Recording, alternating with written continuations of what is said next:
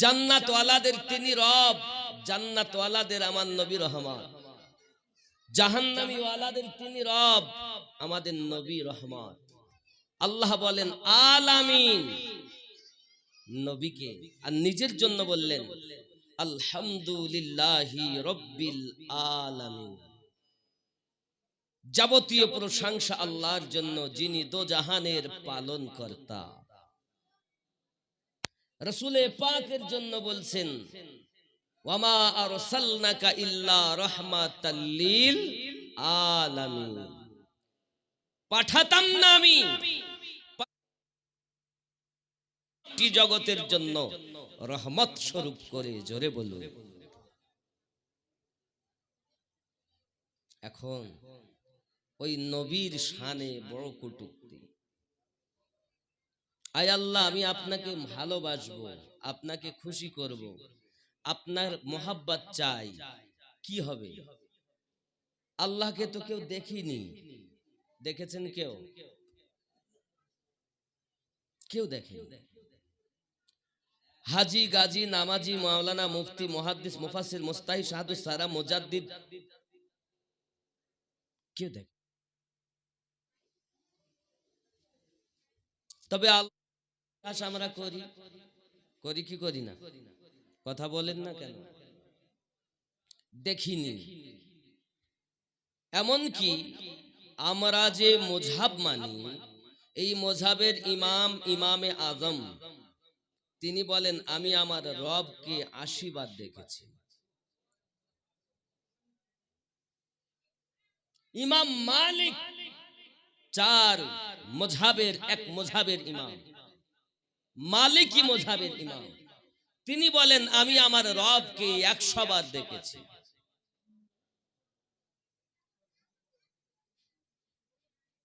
বাবা, এক পাগল তো নিজেকে আনাল হক বলে দাবি করে, আমি সত্য, আমি রব। তিনিও বলছেন আমি আল্লাহকে দেখেছি। আর এদিকে আমরা যখন রিসার্চ করি আল্লাহর কোরআন, তো মুসা আলাইহিস সালাম বলছেন আল্লাহ আমি আপনাকে, আল্লাহ পাক বলছেন লান তারানি, সম্ভব না। নবী হয়ে দেখছেন না, নবীর উম্মত হয়ে দাবি করছেন, কি কেমন করে সম্ভব? বিষয়টা কি? কথা কি বুঝতে পারছেন আমার? বিষয়টা কি? এনারা যে দাবি করলেন এটাও সত্য, নির্ভেজাল তো নয়। তাহলে বিষয় কি? নবী হয়ে তাও জলিলুল কদর পয়গম্বর মুসা আলাইহিস সালাম, তিনি দেখতে পাচ্ছেন না, বেহুশ হয়ে যাচ্ছেন। आप दोनों जहां में नजर आया ही नहीं, আপনার মতো দো জাহানে নজরে পেলাম না। কে বলছে জানেন? জিবরাইল আলাইহিস সালাম। জোরে বলুন। आप दोनों जहां में नजर आया ही नहीं, क्योंकि अल्लाह ने और कोई बनाया ही नहीं, आप दोनों जहां में नजर आया ही नहीं। জোরে বলো। কার মতো? নবীর মতো আমি আর দো জাহানে দেখতে পাইনি। কেন? আল্লাহ তো আর কাউকে নবীর মতো বানাননি। জোরে বলো। मक्के में जो गया रास्ते से लौट आया, बहुत कम आ गया भाई, অনেকটা কম হয়ে গেছে, মোটামুটি কম করেন। मक्के में जो गया रास्ते से लौट आया, ये वो समझे कि उसे आका ने बुलाया ही नहीं। जोरे बोलो। অনেকে মক্কায় তো যায় কিন্তু নবীর রওজায় যেতে চায় না। কেন? বলে হজের আরকানের মধ্যে নবীর জিয়ারাতের কোনো বিষয় নাই। জোরে বলুন নাউজুবিল্লাহ।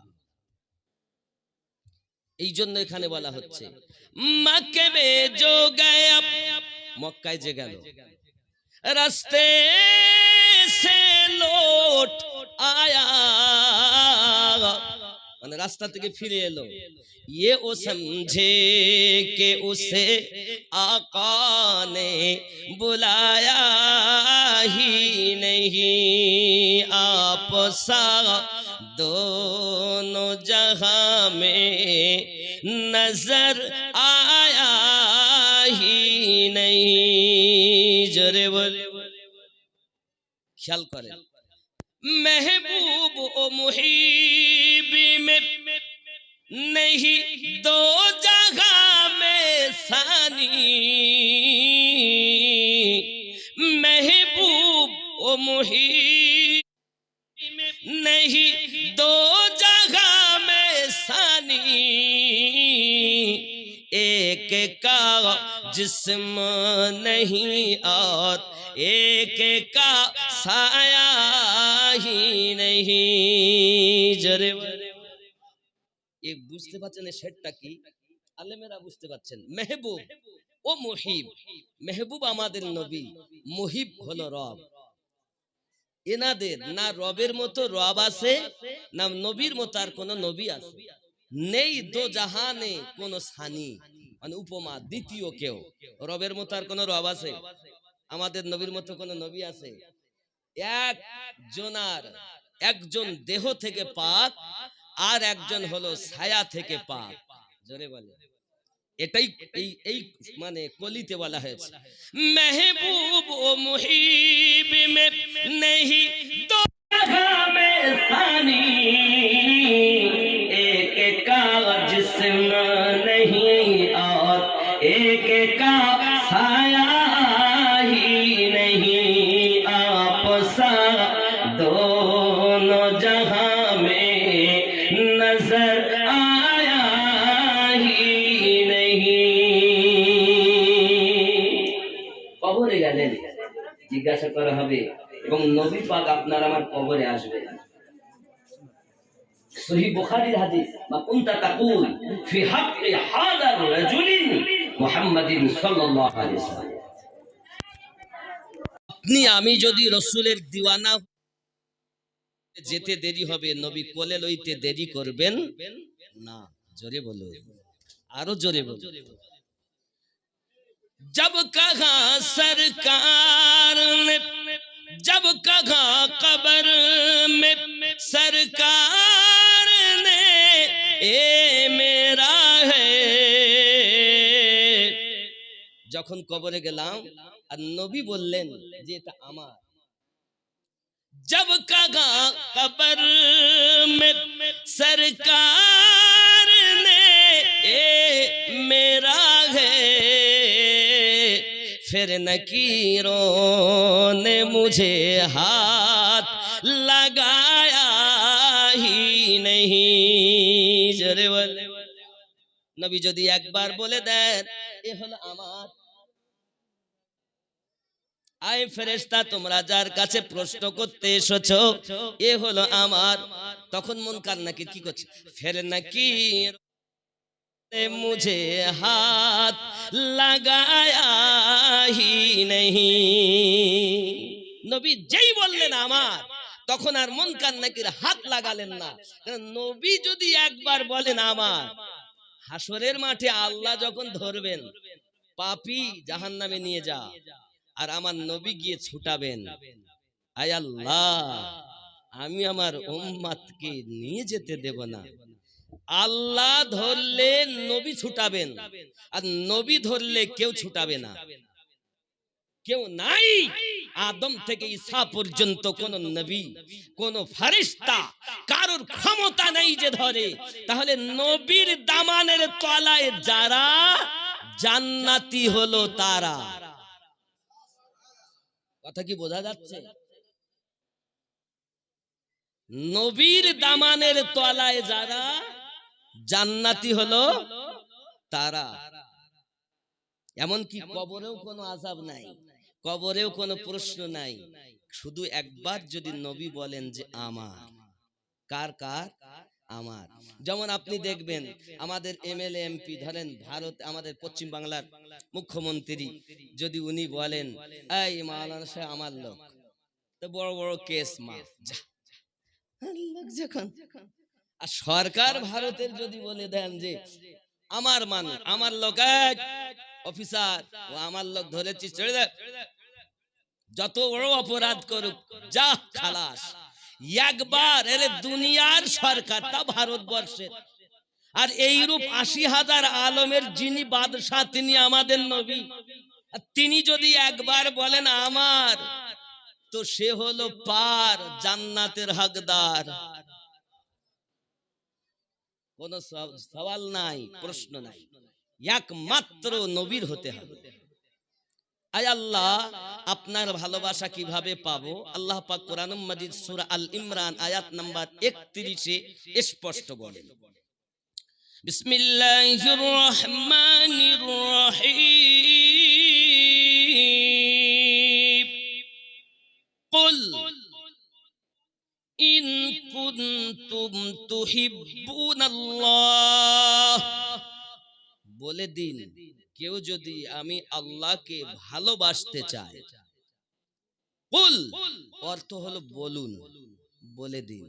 ইন কুনতুম তুহিব্বুনাল্লাহ, আল্লাহর ভালোবাসা যদি কেউ পেতে চায়, কি হবে? ফাত্তাবিউনি, ইত্তেবা যেন করে, অনুসরণ যেন করে আপনার। কার কার? মুস্তাফা। কার? রাসূলুল্লাহ। কার? একটু জোরে কথা বলেন না। কার? কার ইত্তেবা করতে বলছেন আল্লাহ? আমাদের নবীর। কাদের নবীর? একটু জোরে বলুন না। গাছপালা, ফেরেশতা, নবী সবাই বলে আমার নবী। আল্লাহ বলেন আমার নবী। আমরাও সিনা ঠুকে বলি আমাদের নবী।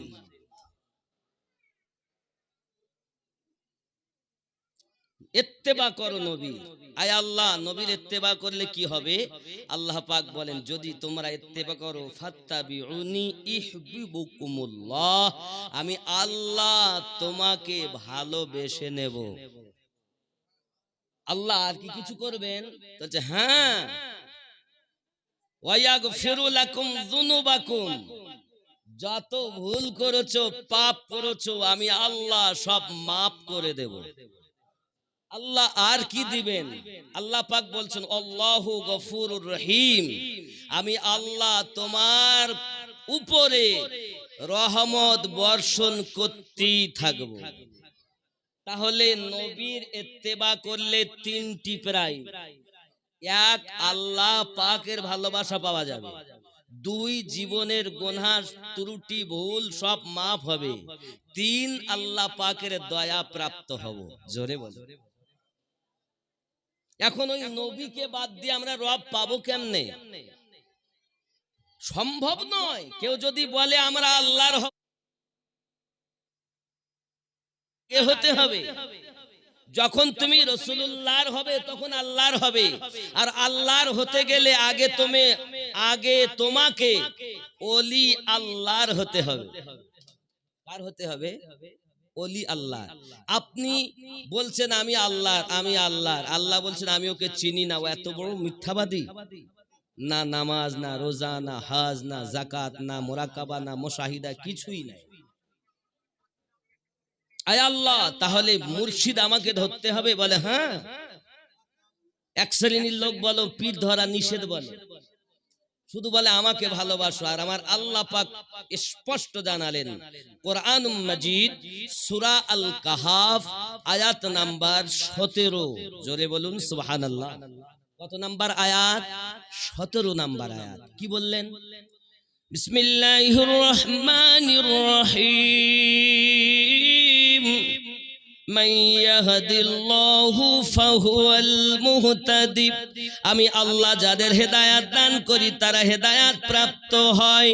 ওয়া মান ইউদলিল, আমি আল্লাহ যাদের পথভ্রষ্ট করি ফালান তাজিদা লাহু ওয়ালিয়াম মুরশিদা। পথ প্রদর্শক আউলিয়াকে মুর্শিদ হিসাবে পাবে না। তাহলে আল্লাহ যাদের হেদায়াত দেয় তারা আউলিয়াকে পথ প্রদর্শক হিসাবে মুর্শিদ রূপে পেয়ে গেল। আর যারা মুর্শিদ পেল না, আল্লাহর কোরআন মোতাবিক আল্লাহর নিকটে তারা হেদায়াত পেল না। জোরে বলুন সুবহানাল্লাহ। হেদায়াত পাবে যারা, মুর্শিদ পাবে তারা, এটা আল্লাহর ঘোষণা। আর আপনি মুরিদি হলেন না, আর আপনি বলছেন আমি হেদায়াত প্রাপ্ত, অসম্ভব। আপনার জন্য মুরিদ হওয়া শর্ত। যতই ইবাদত করেন বেকার। কাম, ক্রোধ, লোভ, মোহ, মাৎসর্যকে বিলীন করো, ফানাফি শেখ হও। হানাফি শেখ হওয়ার পর ওই শেখের মাধ্যমে তুমি নবী পাবে, তখন তুমি ফানাফির রসুল হবে। আর যেই ফানাফির রসুল হবে তখন তুমি নবীর মোহাব্বতে, উলফাতে, ইত্তেবাতে, খেদমতে আল্লাহর ভালোবাসা পাবে।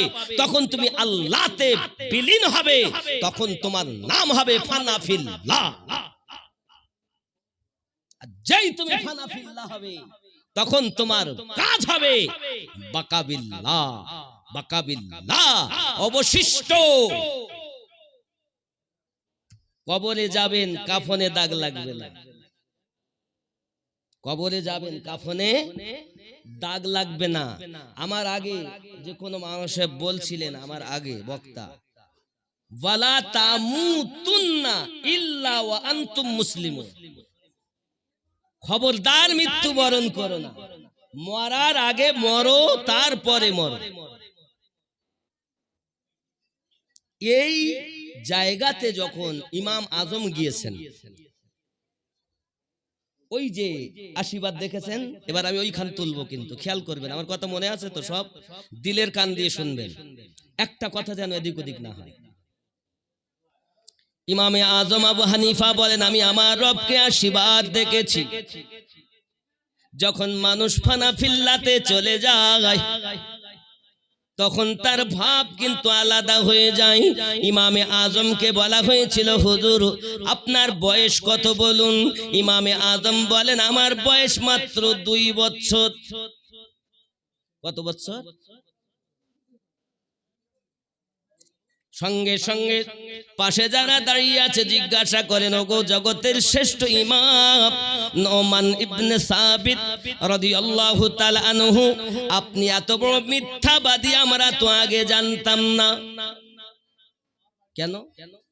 আপনার দাড়ি পেকে গেছে, আপনার বয়স হয়ে গেছে, আপনি মাত্র 2 বছর বয়স কেন বলতেছেন? ইমামে আজম বলেন, বাবা তোমরা আমাকে দেখতেছো যে আমার বয়স অনেক হয়েছে, দাড়ি সাদা হয়ে গেছে, তবে তোমরা কি জানো? হুজুরকে যে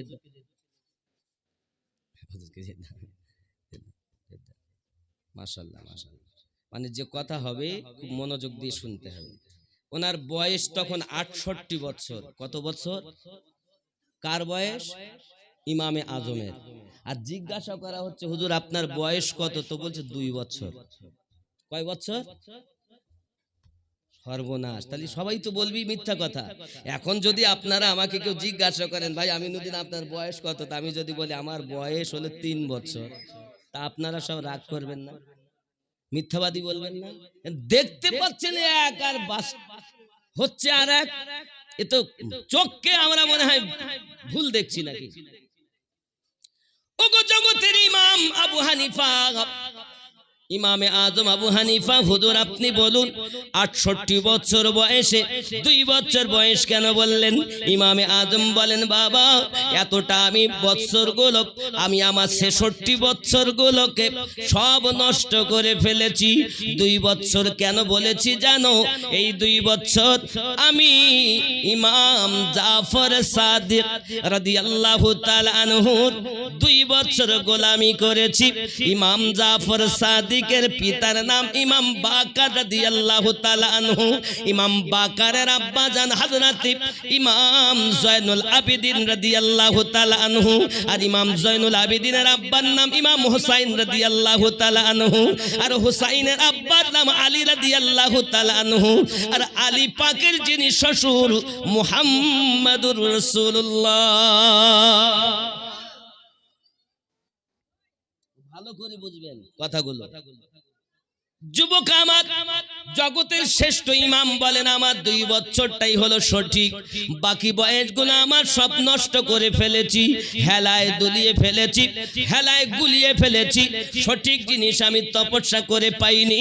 2 বছর পেয়েছি ইমাম জাফর সাদিকের গোলামি করে। জোরে বলুন। এত বড় জগতের ইমাম, তিনি যদি এক পীরের কাছে দীক্ষা নিয়ে নিজের জীবনকে 2 বছর বলে দাবি করে, আপনি আমি কোন ক্ষেতের পচা মূল? আমাদের কি বায়াত হতে হবে না? মুরিদি হয় না, শুধু বলছি ইবাদত করো, নামাজ পড়ো। নামাজ তো অবশ্যই পড়তে হবে। এই জন্য আমি গজলে বলি, আল্লাহর ওলি ছাড়া নবী পাবি না রে দিওয়ানা। আল্লাহর ওলি ছাড়া নবী পাবি না। আল্লাহর নবী ছাড়া খোদা পাবি না রে দিওয়ানা। আল্লাহর নবী ছাড়া খোদা পাবি না।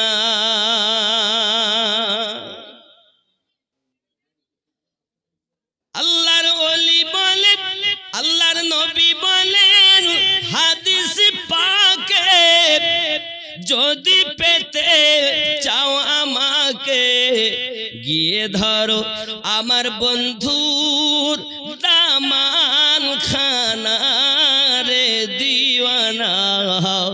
আল্লাহর ওলি ছাড়া নবী পাবি না। জোরে বলো। আল্লাহ বলেন কোরআন পাকে, যদি পেতে চাও আমাকে গিয়ে ধরো নবীর দামান খানা রে দিওয়ানা।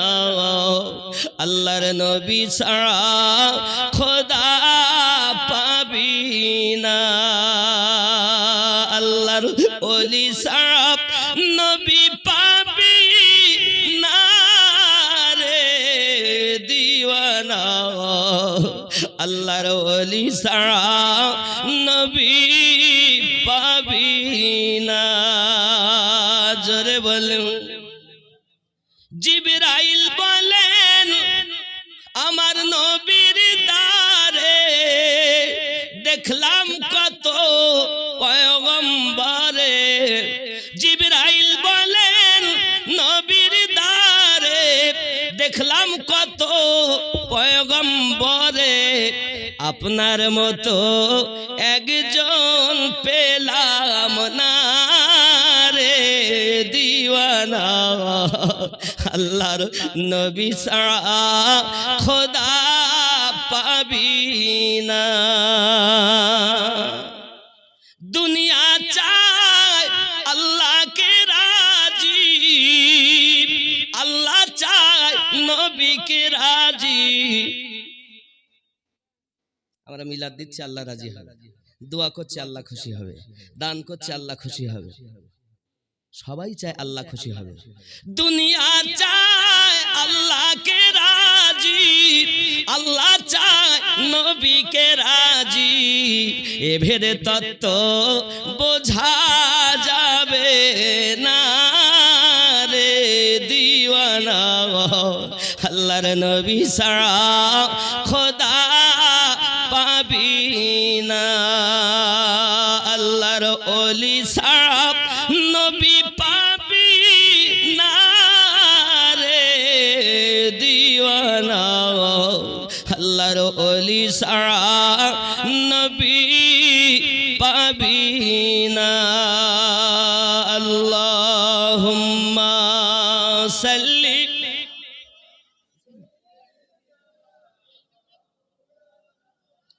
وعلى آل سيدنا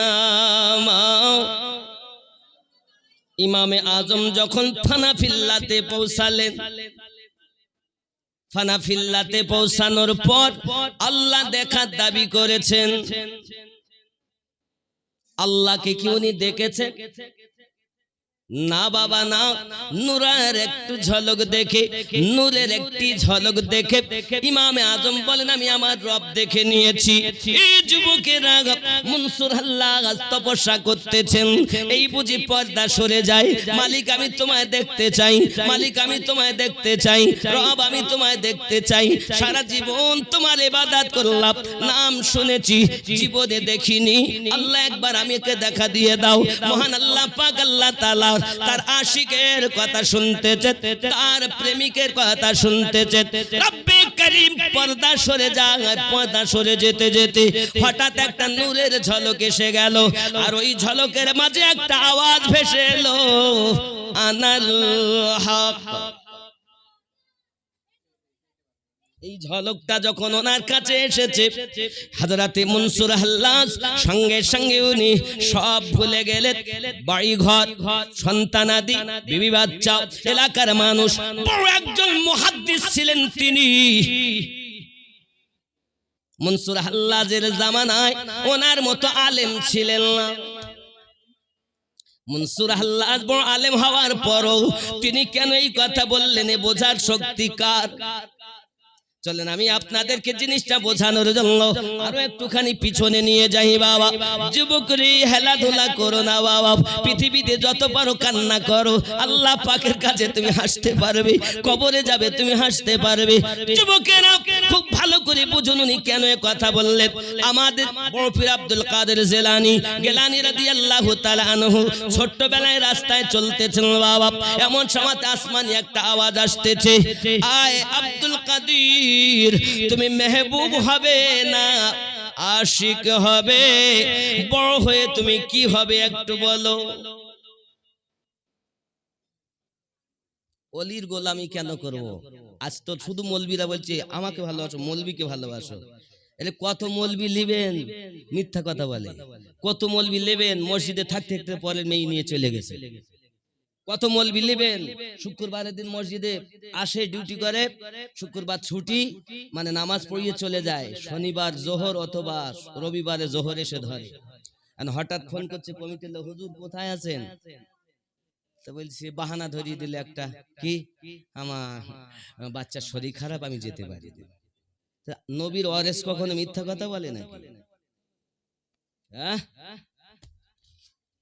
হ্যাঁ আলেমকে দেখলে নবী দেখা সওয়াব সে আলেম কই এখন বিরল সবাই স্টেজ উঠে বলে আমার মতো আর কেউ নাই ঠিক কি না বলে হযরতে আব্দুল কাদের গেলানী রাদিয়াল্লাহু তাআলা আনহু তিনি আপনার বাড়িতে পৌঁছালেন আম্মা জানকে ডেকে বলছেন জননী একটু দয়া করে বলুন মা আমি বড় হয়ে মেহবুব হব না আশিক হব মা উম্মুল খায়র ফাতেমা সালামুল্লাহি আলাইহা বড় নেককারিনী মহিলা ছিলেন আল্লাহ পাকের কোরআন 18 পারা তার মুখস্থ ছিল জোরে বলুন জিন্দেগিতে তাহাজ্জুদ নামাজ কাজা হয়নি আর আমার মায়েদের যদি জিজ্ঞাসা করা হয় মা দোয়ায়ে কুনুতটা বলো বলে জানি না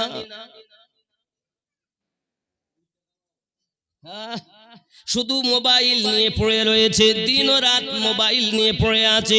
ওগো আমার জননী ভালো করে বুঝে দিত। উম্মুল খায়ের ফাতেমা বলতেছে, বাবা আব্দুল কাদের, ওই যে সম্মুখে যাও রাস্তার ধারে একজন মানুষকে পাবে, একজন পাগল পাবে, ও তার কাছে জিজ্ঞাসা করবে আমি বড় হয়ে আশিক হব না মেহবুব হব। হযরত আব্দুল কাদের জিলানী গিলানী রাদিয়াল্লাহু তাআলা আনহু টুক টুক টুক টুক করে আপনার কিনা এগিয়ে গেলেন। দেখছেন নোংরা জায়গাতে একজন পাগল বসে রয়েছে। ওই পাগলের কাজ শুধু একটাই, আল্লাহু আল্লাহু আল্লাহু। গাউসে পাক বলছেন, এই মারদে কালান্দার, এই মারদে হক, বলুন আমি বড় হয়ে মেহবুব হব না আশিক হব? সে পাগল বলছে, কালকে আসবে তোমার প্রশ্নের উত্তর দেব। গাউসে পাক এখনো মাদ্রাসায় যাননি। উম্মুল খায়ের ফাতেমা 60 বছর বয়সে সন্তান জন্ম দিয়েছিলেন। আর গাউসে পাক যখন মাদ্রাসায় গিয়েছিলেন ওনার বয়স ছিল 18 বছর। এটাই তারিখ বলছে। মাদ্রাসায় যখন গিয়েছিলেন বাগদাদের 18 বছর বয়স ছিল। আর গাউসে পাকের আম্মা উম্মুল খায়ের ফাতেমা সন্তান জন্ম দিয়েছিলেন তখন ওনার বয়স ছিল 60 বছর। যখন মায়ের বয়স 78 তখন গাউসে পাক মাদ্রাসায় গেলেন। এই মাদ্রাসায় যাওয়ার আগের ঘটনা আমি যেটা বলছি। এখন পরের দিন সকাল বেলাতে উঠে গাউসে পাক গেলেন ওই জায়গাতে, গিয়ে দেখছেন মারদে কালান্দার নাই। আশপাশের লোকজন দেখে বলছে, হ্যাঁ গো এখানে যে ছিলেন সে পাগলটা কই? সে তো মারা গেছে, ইন্তেকাল করেছে। ইন্তেকাল করেছে? ইন্তেকাল তো কোথায় দাফন করেছে? কোথায় দাফন করেছেন? সঙ্গে সঙ্গে বলছে দাফন, তাকে দাফন করব? তাকে দাফন করিনি। ওই দেখো ময়দানে নোংরা জায়গাতে তাকে ফেলে এসেছি, দেখে এসো ওখানে। ওর মতো পাগলের আবার কাফন দাফন? হায় হায়। আব্বাজি আমার সোনা মানিকেরা, গাউসে আজম আব্দুল কাদের জিলানী গিলানী রাহমাতুল্লাহ আলাইহি তিনি আপনার করলেন কি, টুক টুক টুক টুক করে আগিয়ে গেলেন ময়দানের দিকে। যাইয়া দেখতেছেন সত্যি ময়দানে আপনার কিনা তার দেহকে কাকে আপনার শগুনে আপনার এমনি করে দেখা যায় চিল ঠুকে ঠুকে নুচে নুচে আপনার খাচ্ছে, এমনকি কুত্তাতে যাইয়া তাকে খাচ্ছে। এমন সময়তে আব্দুল কাদের জিলানী গিলানী হুজুর যখন নিকটে গেছেন তখন কাক চলে গেল, চিল চলে গেল, কুত্তা সরে গেল। এমন সময়তে গাউসে আজম বলছেন, আয় মারদে কালান্দার, আমার প্রশ্নের উত্তর দেবে বলে তুমি চলে গেলে, এ কেমন কথা? নুচি হুই লাশ, সেখান থেকে আওয়াজ আসছে, আব্দুল কাদের তোমার প্রশ্ন কি বলো? বলছে বলতে হবে, আমি আব্দুল কাদের বড় হয়ে মেহবুব হব না আশিক হব? মারদে কালান্দার আওয়াজ দিচ্ছে, লাশ থেকে আওয়াজ আসছে, আব্দুল কাদের তুমি যদি বড় হয়ে মেহবুব হয়ে যাও, লোক তোমাকে বড় ভালোবাসবে, লোক তোমাকে বড় সম্মান করবে, লোক তোমাকে বড় আদর করবে। যেমন বর বিবাহ করতে গেলে তার সমস্ত রকমের কথাগুলো শোনা হয়, তার সমস্ত অজুহাত পূর্ণ করা হয়। তোমার আপ্যায়ন করবে মানুষে, যত্ন করবে মানুষে, সম্মান দিবে তোমাকে, লোকের কাছে প্রিয় হয়ে যাবে। এটাকে বলে মেহবুব। লোকের সম্মান তুমি পাবে, লোকের আদর তুমি পাবে, যাহা চাইবে তাই তারা এনে দেবে, তুমি মেহবুব হতে পারো। কিন্তু জেনে রাখো আব্দুল কাদের আশিক হওয়া বড় কঠিন। বলে আশিক হওয়া কঠিন কেন? আমার দিকে তাকাইয়া দেখো, আমি আমার রবের সঙ্গে কথা বলি, আমি হলাম আমার রবের আশিক, কিন্তু আমাকে চিল কাক দেখো, আমাকে কুত্তাতে পর্যন্ত নুচে খায়, আমার একটা কাফনও জুটলো না। দেখো দেখো আমার দিকে চাইয়া দেখো, আমার একটা মাটিও আমাকে জুটলো না, আমাকে কাক কোকিলি নুচে নুচে খাচ্ছে গো। আয় আব্দুল কাদির, মেহবুব হওয়া বড় সহজ, আশিক হওয়া বড় কঠিন। আমার আব্দুল কাদের জিলানী এই বক্তব্য শুনেছেন কোনদিন? খালি তো মৌলবীকে ভালোবাসো, মৌলবীকে ভালোবাসো, এই আমারে ভালোবাসো লাভ কি? আল্লাহর ওলিকে ভালোবাসো। বলছে মা বাপকে ভালো না হলে সব বেকার। তুমি জানো 9 জন গুরুর দোয়া লাগে, তারপরে নবী পাওয়া যায়। শুধু বাপ মাতে পড়ে রয়েছো, 9 জন গুরু লাগবে। এ কথা এখনকার মৌলবীরা বলছে না, চোর কোথাকার। শুধু বলছে বাপ মা, এ তো জন্মগুরু। বাপ মায়ের কাছে কেউ আলেম হয়নি, বাপ মায়ের কাছে কেউ ইঞ্জিনিয়ার হয়নি, বাপ মায়ের কাছে কেউ ডাক্তার হয়নি। বাপ মায়ের দোয়া নিয়েছে, আর আল্লাহর রহমতে সে doctor, engineer, master, MLA, MP, মুফতি, মুহাদ্দিস, হাফেজে কোরআন হয়েছে। ঠিক কিনা বলে? বাপ মায়ের দোয়া লাগবে। বাপ মায়ের কাছে দুটি জিনিস পাওয়া যায়, এক বদদুয়া আর এক নেক দোয়া। আপনি যদি বদদুয়ার শিকার হন, আপনার কোনো রক্ষা নাই। আর আপনি যদি নেক দুয়ার শিকার হন, তো আপনার হাতে হাত দেয় কে? জোরে বলুন। কিন্তু শুধু বাপ মাতেই পড়ে থাকলে, হ্যাঁ, মায়ের দরজা নবী পাক মিশকাত শরীফের 524 পৃষ্ঠার ভিতরে বলেছেন, মায়ের দিকে যদি কেউ তাকিয়ে থাকে, মায়ের দিকে তাকালে মায়ার নজরে আমার আল্লাহ তার নামায়ে আমালে কবুল হওয়া হজে সওয়াব দান করে। তাই বলে তুমি আল্লাহর ওলির কোনো পাওয়ার দিলে না, একজন আলেমে হাক্কানির কোনো পাওয়ার দিলে না। হাক্কানি আলেমের দাম বেশি, চোরের কোনো দাম নেই। কথা বুঝতে পেরেছেন? ছদ্মবেশীর কোনো দাম নেই। এক শ্রেণীর লোক শুধু ওয়াজ করে বলে, হুজুর একদল আলেম আগে জাহান্নামে যাবে। ও একদম ডাহা মিথ্যা কথা বলেছে। বলছে একদল হাফেজে কোরআন আগে জাহান্নামে যাবে। ও মিথ্যা কথা বলেছে। কেন? হাফেজে কোরআন কখনো জাহান্নামে যায় না। নামে হাফেজ, হাকিকাত কোরআন থেকে দূরে, যার কারণে জাহান্নামে। নামে আলেম, আসলে নয়। যেই আলেমের খাতা থেকে নাম কাটা যাবে, তখনও জাহান্নামী হবে। আলেম কখনো জাহান্নামে যায় না। আলেম নবীর ওয়ারিস, ও জান্নাতে যাবে। জোরে বলে। তুমি তো আলেম আর হাফেজ চেনোই না, তুমি তো সবকে মনে করছো। আমি একটুখানি প্রসঙ্গে বলবো, যেহেতু হুজুর আছেন, এনারাও বক্তব্য রাখেন, খুব সুন্দর বক্তব্য। আল উলামাউ ওয়ারাসাতুল আম্বিয়া, আপনারা শুনেছেন না? আল উলামাউ ওয়ারাসাতুল আম্বিয়া, ওলামা হলো নবীর ওয়ারিস। তাই তো? তাই তো জানেন আপনারা? কথা বলেন, তাই তো জানেন যে আলেম সম্প্রদায় নবীর ওয়ারিস। ওয়ারিস মানে উত্তরসূরি। ওয়ারিস কাদেরকে বলে? যেমন আমার হযরত ভাইয়ের সন্তান হলো 3টি বেটা, তাহলে উনি যদি দুনিয়া থেকে চলে যান, তাহলে ওনার বিষয় সম্পত্তির মালিক কারা হবে?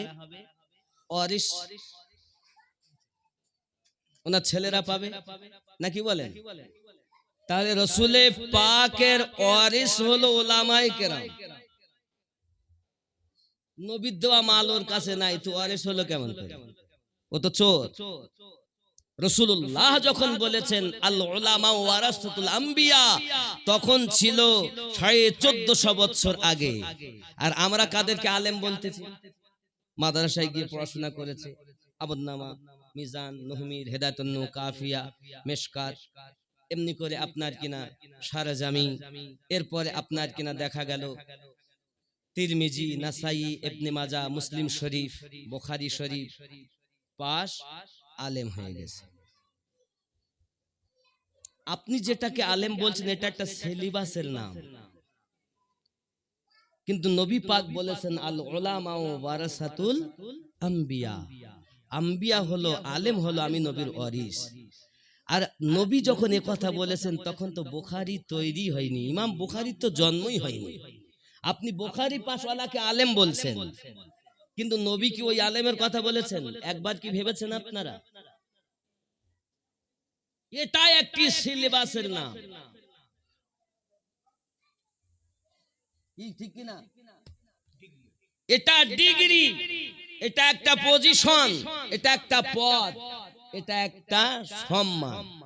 যে বুখারী শরীফ পড়েছে এ একজন আলেমী হয়ে গেছে। এইবার এর কাজ হলো কাজ করা। আলেম বুখারী পড়লো, ডিগ্রি তো পেয়ে গেল, কিন্তু তার ভিতরে যদি মিথ্যা থাকে, তার ভিতরে যদি অহংকার থাকে, তার ভিতরে যদি গীবাত থাকে, তার ভিতরে যদি রসুলে পাকে সেই ইশক না থাকে, তাহলে সে কি আলেম হবে? হ্যাঁ, শুধু ডিগ্রি অর্জন করি রয়েছে, রসুলে পাকের সেই আসল জিনিস নাই, ওই ব্যক্তি জাহান্নামী। কিন্তু যে ব্যক্তি ডিগ্রি অর্জন করেনি, কিন্তু আপনি এমন কত নেবেন বুখারী পড়েননি তবু তারা আলেম, তাহলে এই বুখারী পাশ যদি আলেম হয় তাহলে তখন কি আলেম ছিলেন না?